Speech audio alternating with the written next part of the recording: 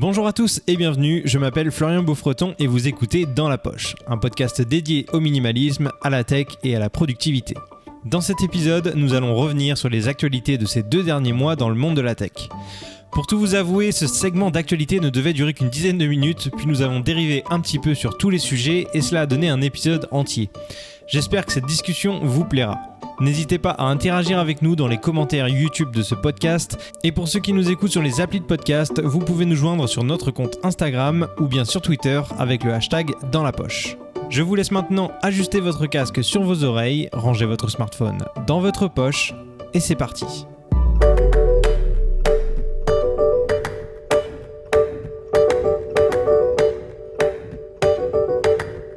Deuxième épisode de la saison 2022 et je suis en compagnie d'Abdel, Thomas et Julien. Salut les gars. Salut Florian. Salut. Bon, pour ce nouvel épisode, on va commencer avec un petit segment. On va commencer par le segment actualité. Et alors je sais que notamment Abdel a préparé pas mal de petites infos. On va commencer par toi tout de suite, Abdel. Quelles sont les actualités dans le domaine de la tech, minimalisme, productivité ? L'actualité chaude de la semaine ou des 2 dernières semaines, il y a la sortie de iOS et iPadOS 15.3. Ok. Qui est quand même un release très très mineur, mais il y a eu quand même cette nouvelle fonctionnalité où est-ce qu'on peut débloquer son iPhone avec même en portant un masque. Donc à la fin du Covid, ils vont nous implémenter ce truc-là. Ils pouvaient pas le faire il y a 2 ans peut-être. Ouais, je pense qu'ils arrivent un peu tard. C'était possible avec la montre pour les gens qui avaient l'Apple Watch. C'est ça. Donc ça reconnaît automatiquement. En fait, ça marche super bien ce truc, même avec un Mac. Oui. Mais t'as une Watch, Thomas, toi ? Ouais. Et tu t'en sers pas ? Si, non, mais je trouve que. Alors, je m'en sers pour payer. Ou pour. Tu sais, genre, parce que quand je veux payer. Évidemment, pour acheter des trucs. Voilà, c'est ça. En fait, quand je veux utiliser le Face ID, je trouve ça hyper utile et je trouve ça. Pour moi, c'est normal. Ouais. Mais sur le Mac, je trouve que c'est pas normal. Moi, je trouve que pour le Mac, ce qui devrait être normal, c'est le fait d'avoir. Moi qui suis pas pour Touch ID en général, c'est d'avoir Touch ID à l'endroit juste à côté où il y a la caméra. Parce Face ID, tu veux dire ? Touch ID. Parce que quand tu ouvres ton ordinateur, tu l'ouvres avec le pouce. Plus que t'es justement ton visage qui lui va être caché par ton doigt. Donc pour moi, ça aurait été plus logique de le faire comme ça. Alors que c'est vrai que sur le téléphone, c'est tout le contraire. Je préfère avoir Face ID que mais Touch tu vois, ID. parfois mon ordi il se met en veille, l'écran il est ouvert comme ça. Quand je le redémarre, je me pose juste mon doigt sur le clavier. Je vais pas aller poser mon doigt sur l'écran. Non, mais il en faudrait 2. Ah oui, il doit être toujours plus. Bah oui, bien sûr. Bien sûr, ils sont capables de le faire. On a parlé de minimalisme, Thomas, la dernière fois. Mais ça se voit pas, c'est sous l'écran. Je trouve déjà dommage que sur les derniers MacBook Pro, ils aient pas mis un équivalent de Face ID sur la Mac. Mais c'est prévu, c'est juste que voilà. Mais faudra tout racheter, tu vois. Bah oui. On rachète tout. En fait, je suis leur plus gros acheteur, donc ils prennent exemple sur moi. T'as un compte spécial chez eux, c'est ça. Niveau Apple, est-ce qu'il y a d'autres informations, d'autres mises à jour ? Rien en particulier, je pense que ça va être assez calme. Il y a eu quand même beaucoup d'informations, beaucoup de lancements de produits là dans les, on va dire entre octobre et décembre. Oui. Donc je pense qu'ils vont se calmer un peu. Il va y avoir quelques petites annonces, je pense, ce printemps. Et je pense pas qu'on aura rien de majeur avant la WWDC pour l'année prochaine. Il y a beaucoup de leaks en ce moment sur l'iPhone 14. Moi, j'ai même pas regardé. Bon, non, mais ça je regarde jamais. De toute façon, c'est totalement faux jusqu'à la fin. Donc. Ouais. Ce qui se dit, donc ça va être assez calme pour ce printemps. D'un point de vue résultat, les chiffres d'Apple, tu avais des informations un petit peu Ouais, c'est ça. En début de semaine, ils ont sorti un peu leurs chiffres de fin d'année dernière, qui sont quand même pas mal. Et là, on voit vraiment qu'ils ont fait une nette augmentation. C'est au niveau des MacBook Pro, surtout avec les nouveaux M1 qui sont sortis, MAX Pro, le Max, etc. Donc, c'est vrai qu'ils ont réussi à toucher vraiment beaucoup plus de monde. Donc, c'est vrai qu'on va avoir beaucoup plus de Mac aujourd'hui. Et là où ils ont baissé, étonnamment, c'était avec les iPads. C'est la première fois depuis pas mal de temps que les iPads sont en baisse. Mais justement, je pense que c'est à cause justement des MacBook Pro qui sont sortis. Ah bah oui. Alors, ils sont à 124 milliards de revenus, 11% de plus sur l'année d'avant. Par rapport au trimestre équivalent de l'année d'avant, c'est ça ? C'est ça. Okay. Je pense que leur action est à 200 et quelques dollars en ce moment. Tout en restant dans un peu ça, Julien. Ouais, j'en ai eu en fait quand je travaillais là-bas et j'ai fait l'erreur de pas les garder parce que pour moi c'était survalorisé. Mais voilà, Apple. Par curiosité, c'était à combien à l'époque ? Alors, en fait, c'était avant le split. C'était avant le split, donc elle était à 400 et quelques, puis ensuite elle a été divisée par 4, donc c'est comme je l'avais acheté un peu moins de 100 en équivalence. En euros ou en dollars ? En dollars. En dollars. Américains. T'en as racheté depuis ou pas? Non, je suis full crypto maintenant. Mais ouais. Moi, j'aimerais bien. Juste pour dire, c'est vrai que à chaque fois, J'ai une petite part d'Apple. Non, mais les gens me charrient à chaque fois, tu sais, ouais, tu te regrettes Apple, machin. Steve, mon père, on m'appelait Steve Jobs à l'école parce que je réparais les iPhones, etc. Et on me disait toujours, ouais, t'as des parts chez Apple, toi, ou quoi? Tu sais, toute ma famille, je les ai convertis à Apple. Et puis, je me suis dit, bah tiens, pour jouer un peu sur ça, je vais un jour en acheter quelques-uns. Alors, en restant dans l'actualité, que moi je trouve quand même assez drôle, comme vous le savez, il y a les Jeux Olympiques d'hiver là bientôt là, à Beijing 2022. Et le comité, enfin l'organisation des Jeux Olympiques ont demandé aux athlètes de télécharger une application qui va leur permettre de facilement se retrouver dans la ville, se rendre facilement dans les stades et tout. Et il y a une équipe de cybersécurité qui ont décortiqué l'application et ils se sont rendus compte que l'application en fait espionnait les utilisateurs et ils ont trouvé un dictionnaire en fait de 2400 mots qui sont interdits en Chine, ce qui fait que si ces mots-là sont prononcés, l'enregistrement vocal s'enclenche automatiquement. Donc je trouve ça quand même très drôle là. Est-ce que les mots on les connaît? Il y a quelques-uns qui ont chopé. Je pense. Moi je pense que le dictionnaire a été publié, ouais. Il y a des signaux rouges qui vont se mettre à sonner. Ouais, mais alors, vous pouvez bien imaginer les mots en question, au moins une partie des mots, des mots qui étaient dans le dictionnaire. Je trouve ça quand même très drôle parce qu'on est quand même en 2022.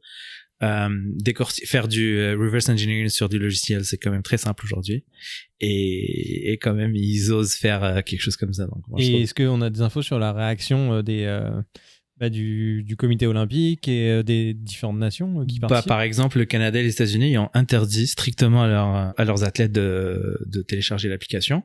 Ouais, mais comme vous savez, ils donnent les téléphones. Normalement, les sponsors des Jeux Olympiques donnent des téléphones. Donc, ils ont demandé aux gens aux athlètes de ne pas les installer sur le téléphone personnel et utiliser d'autres téléphones tout en faisant attention à ce qu'ils font et à ce qu'ils disent. Donc, il y avait une actu YouTube aussi, il me semble. Hein. Tu nous en parlais en off juste avant. Ouais, moi qui commençais à m'intéresser aux productions YouTube Originals, que je trouve quand même super cool. Ouais. Depuis que je me suis abonné à YouTube, j'en consomme beaucoup. Et là, cette année, ils ont annoncé qu'ils arrêtaient complètement la production de ces contenus-là, puis ils vont plus mettre le focus sur les créateurs de contenu. Pourtant, les services marchaient super bien. Ça faisait 6 ans qu'ils existaient. Ils ont fait un chiffre de 1,7 milliard de vues. Bah, pas un chiffre, mais un nombre de vues. Ouais. En 2021, qui est quand même très... Quand même pas mal. C'est honorable. Ouais, et puis finalement, drôle de décision de couper le service. En restant dans YouTube, justement, c'est 300 millions de dollars de revenus générés par 10 créateurs, le top 10 des créateurs. Il doit y avoir MrBeast là-dedans. Ouais, il est premier, il est à 54 millions avec 10 milliards de vues. D'ailleurs, MrBeast a créé des chaînes dans plusieurs pays différents et il y fait traduire ses vidéos. Je sais pas si vous avez vu ça. Il a créé sa chaîne MrBeast en français et il reposte ses propres vidéos mais doublées en français. Donc comme ça, tous les gens qui ne parlent pas du tout anglais, qui veulent pas regarder ces vidéos en version originale, ils ont la version doublée comme t'as à la télé là où C'est drôle, mais moi je connaissais pas du tout cette chaîne. Moi non plus. J'ai jamais regardé en fait. Ça fait 1 mois que je connais MrBeast. J'ai déjà vu sa tête sur des collabs avec d'autres. Il a des concepts absolument incroyables et puis il met des moyens démentiels dans ses vidéos, c'est ça qui est... Ouais, 54 millions de revenus avec YouTube et il a fait 10 milliards de vues. Puis en numéro 2, c'est Jake Paul, encore une fois, une autre chaîne que je connais pas, 45 millions de revenus. T'es trop vieux pour ça, Abdel. T'es pas loin de lui, hein. Calme-toi. C'est probablement ça. Il y avait une dernière actu plutôt liée caméra. Donc là, on va passer la main à Julien et Thomas. Peut-être que vous êtes les plus au courant.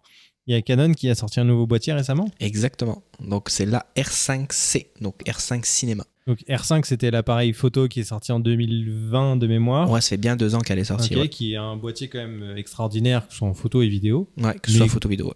Mais là, il y a un boîtier vraiment spécifique vidéo, donc là, cinéma, qui est sorti. Et qu'est-ce qu'il a de particulier ? C'est ça. Bah déjà, venant de Canon, c'est le premier boîtier à moins de $20,000 qui est en full frame. Donc ça, c'est une chose à savoir.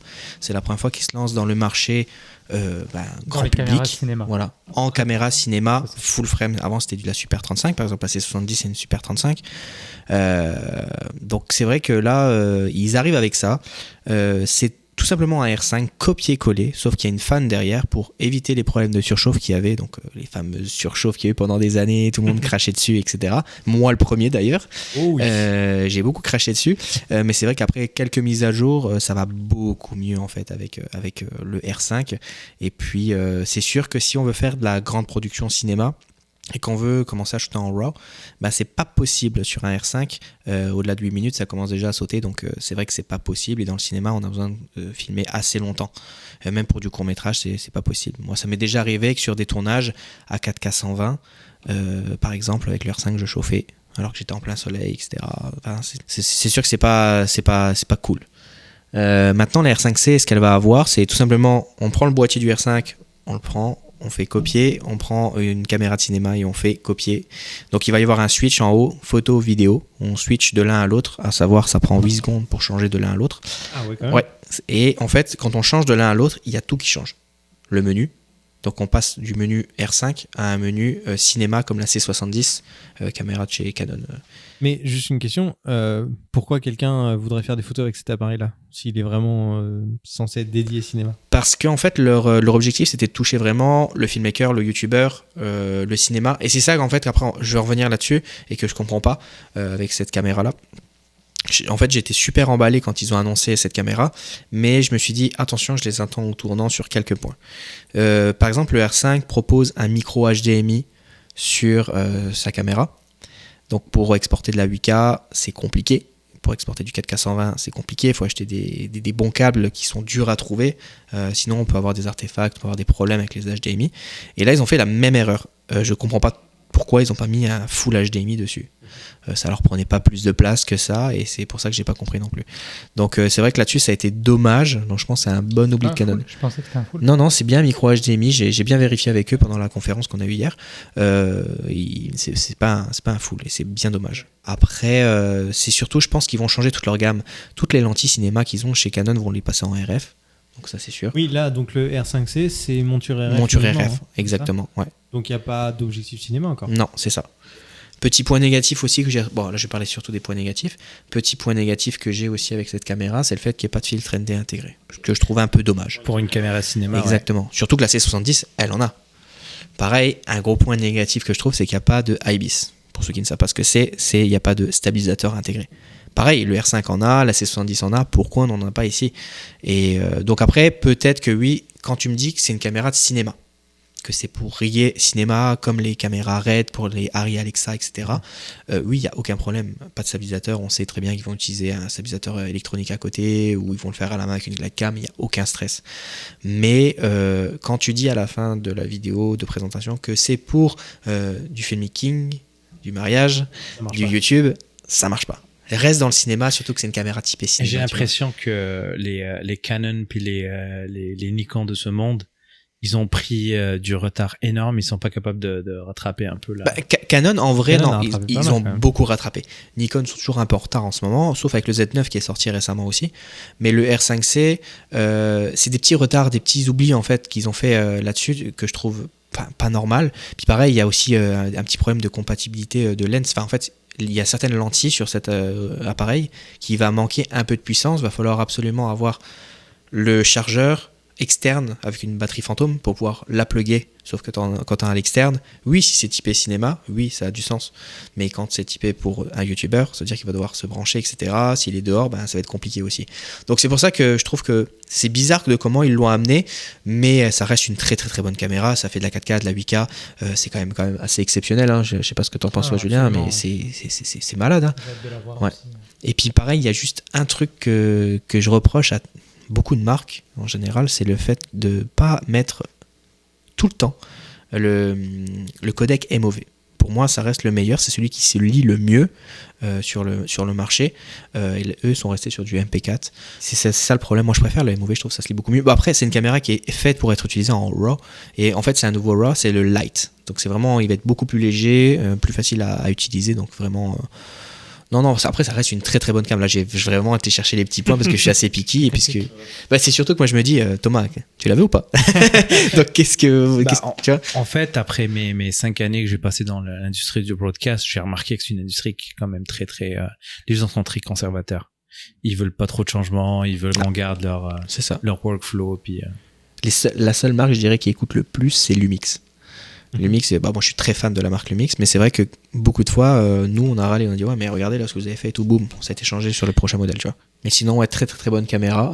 Honnêtement, je suis pressé de l'avoir en main parce que ça a une forme assez bizarre quand même. Ventilateur, donc c'est-à-dire qu'on peut shooter comme on veut. Et j'aimerais bien voir aussi le bruit que fait le ventilateur, qu'est-ce qui va se passer quand il va commencer à pleuvoir et tout. Vraiment, il y a des petits tests à faire avant de juger un peu de la caméra, mais ça, on part quand même sur une très très très bonne caméra. Surtout que les lentilles RF sont quand même assez spectaculaires aujourd'hui. Donc ouais, c'est spectaculaire, mais assez cher aussi parce que chaque objectif est relativement. C'est sûr. Mais après, c'est parce que c'est les seuls objectifs à avoir des bonnes ouvertures comme ça sur le marché. C'est quand même assez exceptionnel. Comme la 28-70 par exemple. 28-70 f2, tu te rends compte que tu as quand même une 28 f2, une 35 f2, une 50 f2, une 70 f2. Donc tu as 4 lentilles en une seule à f2. Et ce petit bijou coûte combien ? Oh, plus de 4000 pièces. Ouf. Plus de 4000 pièces. Mais tu as 4 lentilles. Si tu prends 4 prime qui est à f2, soit f1.4, si on devait comparer un petit peu, on arrive à ces budgets, voire même plus. Donc c'est vrai qu'elle est super intéressante si tu veux avoir qu'un seul objectif. Et puis c'est un beau caillou aussi, il est très très très lourd. Donc en gros, le problème avec le R5C, c'est juste le marketing qu'ils en ont fait, l'annonce. Ils ont ciblé trop de gens différents. C'est une très très bonne caméra pour des professionnels. Ah oui, c'est excellent. Par contre, filmmaking indépendant, mariage, youtubeur, c'est pas vraiment la bonne cible, on est d'accord. Puis j'aurais voulu qu'ils poussent un peu plus le truc sur ok, on est sur une caméra cinéma, allez, mets-moi un peu plus d'entrée un quart pour que je puisse vraiment la riguer comme une caméra cinéma. C'est juste ça en fait. Ouais, ils ont fait un entre-deux là. C'est ça. Et je me suis dit, après 2 ans, je m'attendais peut-être à un petit truc un peu plus puissant, quoi. Je veux dire, pas au niveau de la résolution, c'est vrai qu'aujourd'hui, marketingment parlant, on est très focalisé sur il faut que ça fasse le 4K. Et là, c'est 8K, c'est wow, c'est malade et tout. Mais c'est juste pour le cinéma, en vrai. Avec le Super 35 et le Super 16 aussi qui va permettre de faire des crops. C'est ça. Ça va être intéressant. Pour le cinéma, ouais, Super 16, Super 35, ça va être vraiment intéressant. Et on est très très loin d'avoir de la diffusion en fait en 8K. Il n'y a toujours pas de diffusion en 4K natif aujourd'hui. C'est beaucoup de upscale qui est fait. C'est ça. La 8K, c'est plus justement pour recadrer dans son image, pour faire de la stabilisation, justement. Vu qu'il n'y en a pas dessus, on va pouvoir se rattraper là-dessus. Donc tu l'as pas encore ajouté à ton panier ? Non, toujours pas. Toujours pas. Moi, je suis très amoureux du S1H, comme je disais, chez Lumix. Je l'ai vendu. Je pense y retourner un jour, chez Lumix. J'attends voir s'il y a un S2H qui va arriver. Dans le dernier épisode, dans le premier qu'on enregistre ensemble, tu parlais de Fuji et là tu viens de me reparler de Panasonic. Non mais pour la vidéo. T'es pas arrêté sur ton sujet. En fait, on a compris qu'il segmente. Non, l'X100V c'est pour remplacer un peu mon téléphone que j'ai dans la poche pour faire des photos un peu mieux. Mais sinon, en parlant d'actualité aussi caméra, Fuji ont annoncé récemment qu'ils allaient sortir une nouvelle caméra. Si je dis pas de bêtises. Il y a la XH2. Exactement. Ouais. Ça, tu peux en parler. Toi, tu connais bien les. Dans le fond, la XH1, ça a été un essai pour Fujifilm. C'était un boîtier qui était plus orienté vidéo. Quand on revient un petit peu sur l'ADN de la marque, sur les tout premiers boîtiers Fuji qui étaient sortis, c'était pas très bon en vidéo. Puis les autofocus aussi, je me rappelle, étaient assez lents par rapport à la compétition. Puis ils disaient tout le temps, on mise sur la qualité d'image. Pour le reste, allez voir nos compétiteurs. Et ensuite, ils sont revenus sur tous ces points-là, un par un. Donc l'autofocus est largement amélioré. Et maintenant, sur des boîtiers comme la XT4, même on voit qu'en vidéo, ils sont devenus très très sérieux. Donc le XH1 a été très bien accueilli. Donc ça fait un moment qu'on l'attendait. Le XH2 s'en vient. Alors à voir un petit peu. Et je pense qu'ils ont annoncé aussi la 56 1.2, qui est une optique qui existait déjà, qui était là aussi une de leurs plus belles optiques à mon avis, qui va être redesignée. Donc est-ce qu'elle aura le nouveau fini des derniers objectifs? Probablement. Tropicalisé, là aussi on s'attend à ça. Donc à voir. Tropicalisé, juste pour expliquer. Tropicalisé, c'est tu vas avoir des joints d'étanchéité dans la construction de l'objectif qui permet d'utiliser vraiment. Tu peux aller dans les tropiques avec quoi. Voilà, c'est ça. C'est exotique. Ouais. Donc voilà, la roadmap est sortie, on peut la voir sur internet et voilà, certains objectifs qui ont été annoncés. Également, grosse nouvelle, les 3 objectifs Sigma qu'on avait sur la monture E, entre autres, EFM également, on va l'avoir sur la X-Mount.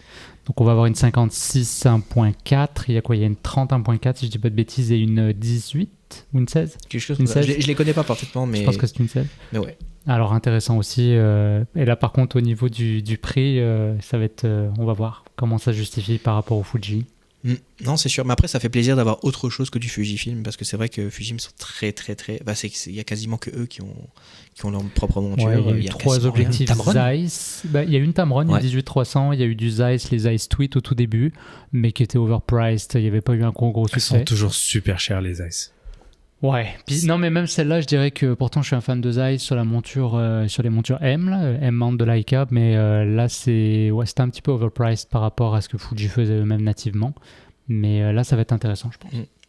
Puis aussi un peu plus, je dirais à 3 semaines, il y avait aussi une 402.8 qui était sortie pour la monture Z pour les Nikon. Donc ça aussi c'est intéressant d'en parler parce qu'on parlait tout à l'heure des Jeux Olympiques.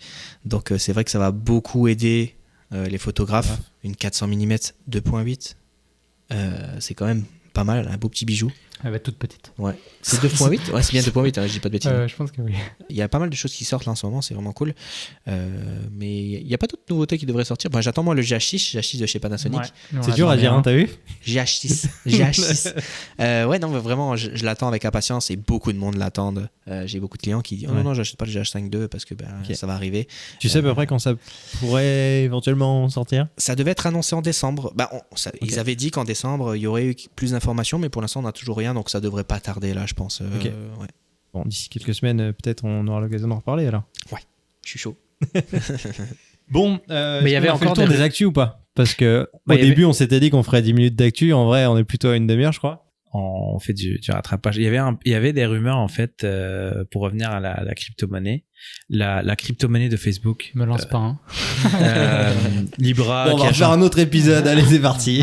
Libra, effectivement. Libra qui a changé de nom, c'est devenu Diem, c'est ça? Exactement. Et il y a des rumeurs comme quoi Facebook est en train de tuer tout tranquillement, tout doucement sa crypto-monnaie. Je sais pas si toi t'as des C'est un cas, j'ai suivi un petit peu, honnêtement, j'ai suivi un peu de loin ce cas-là. Faut savoir d'ailleurs que toute la régulation, là vraiment l'année 2022 va être orientée sur la régulation. C'est plus ou moins quand Facebook a annoncé le projet Libra que là tous les gouvernements se sont posé la question de dire ok, là on peut plus laisser aller, il faut vraiment regarder et puis un petit peu encadrer tout ça. Ouais, s'il y a un des GAFAM qui se lance là-dedans, c'est trop sérieux, exactement. Faut régler quelque chose. Ouais. Mais il faut savoir qu'il y a des pays comme par exemple le Canada qui étaient vraiment en avance. Assez tôt, ils avaient consulté, en tout cas les quelques personnes qui étaient déjà plus ou moins expertes dans le domaine. Hydro-Québec, je pense qu'ils ont déjà, ça fait un moment qu'ils utilisent justement sur leur centrale hydroélectrique, ils font du minage de Bitcoin. Ça leur a permis notamment d'aller chercher une rentabilité qu'ils n'avaient pas avant. Donc ça, c'est intéressant.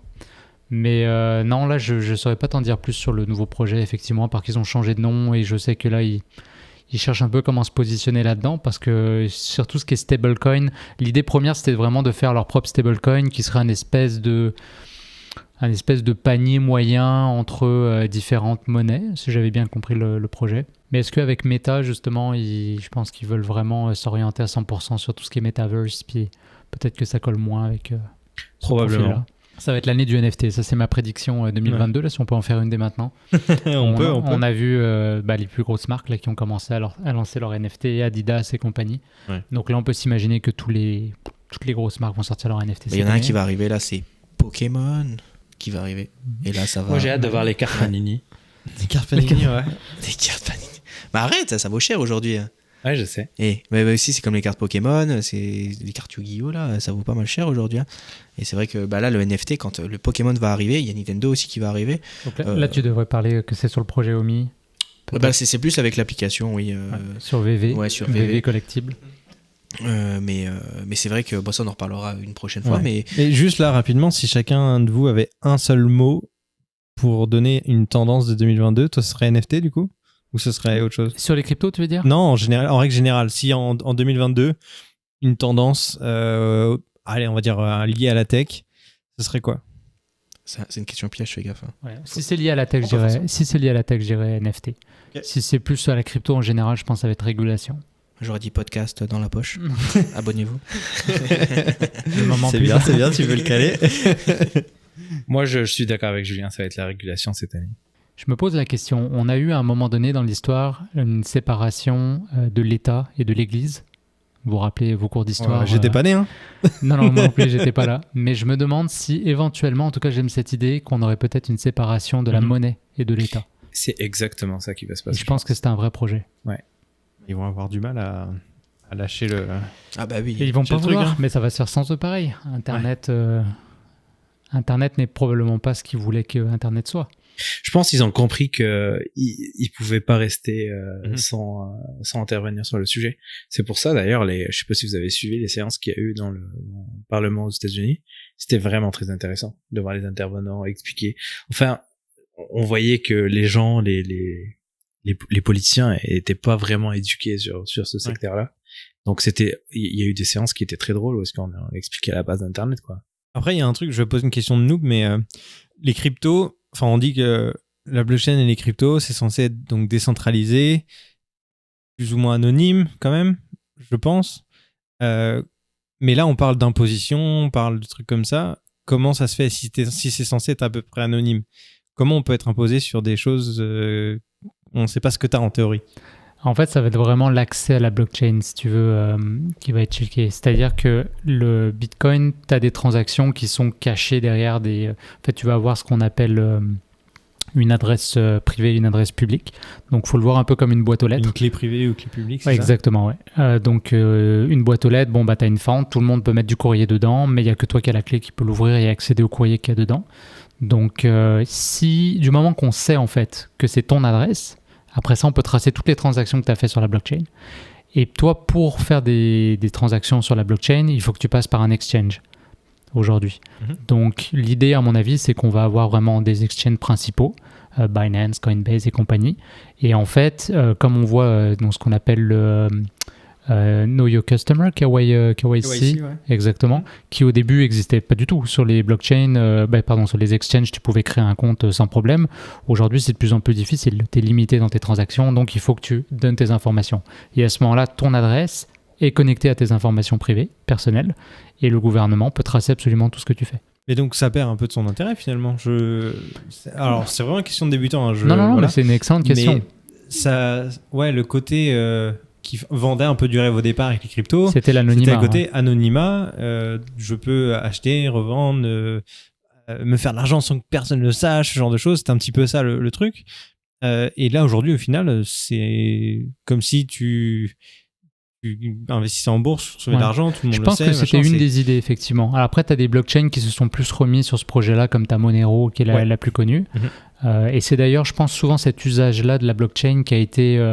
un petit peu mal comprise et quand on regarde le narratif médiatique, c'est souvent il y a eu la Silk Road, on achetait de la drogue avec les bitcoins, puis il y a eu cette association là, fait que souvent les gens faisaient le raccourci, la crypto c'était pour acheter de la drogue, des armes et tout ça. Exactement, alors qu'en vérité il y aurait probablement moins de fuites fiscales d'ailleurs parce que sur la blockchain on peut suivre toutes les transactions, donc si vraiment on savait les choses.